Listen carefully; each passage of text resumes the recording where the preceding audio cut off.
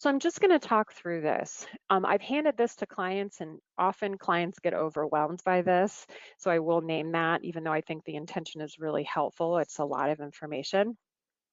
But in terms of how trauma impacts 4 different types of memory, I'm just going to kind of talk you through this. So we know that explicit memory, this is our conscious memory.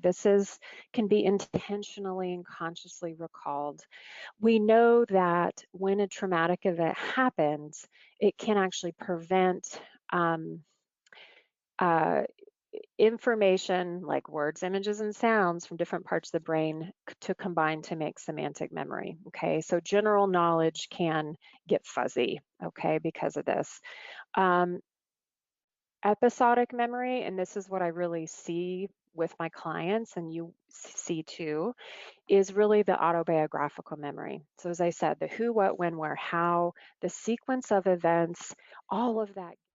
Okay, so if we're putting on our cognitive trauma or cognitive processing therapy hat and really looking at PTSD through this lens, we really are sitting with and getting curious about social cognitive theory.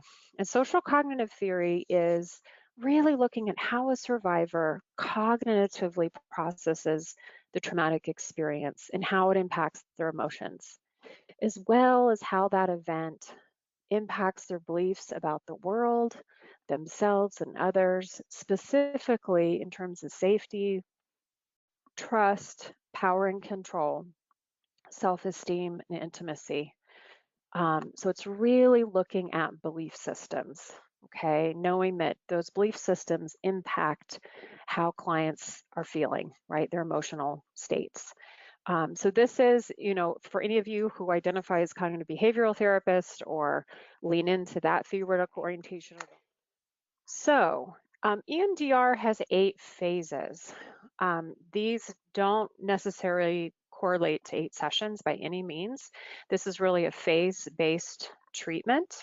And so depending on the client, depending on if they're a complex trauma client, if they're more kind of a classic PTSD single incident trauma client, it's going to depend on how long you're in these, particularly the preparation stage. So I'm just going to walk you through these 8 phases of treatment here, with the first phase being treatment planning and history taking. And from an EMDR perspective, there's lots of ways to do treatment planning with EMDR. And a very common way is really just needing to know the age of the trauma that the client was at the trauma. If there was a perpetrator, so for example, it was sexual abuse or physical abuse, just to know who that was. Was it a family member, mom, dad? So some factors in terms of choosing a trauma processing model, just the importance of shared decision making. This is no surprise. There's research that shows that clients want to hear all the available treatment options, just as though it's a medical diagnosis. They want to know the treatment effectiveness, the side effects. They want to feel like the primary decision maker, if you are fortunate to be trained in more than one model to give clients choice, which is a gift to be able to offer clients choice.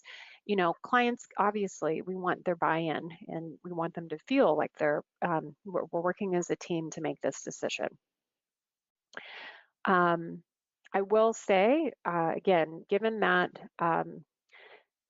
trauma treatment it's definitely not a one-size-fits-all. So again, very helpful if you have the opportunity to be trained in more than one model. What are the client's treatment goals? Are they realistic? As I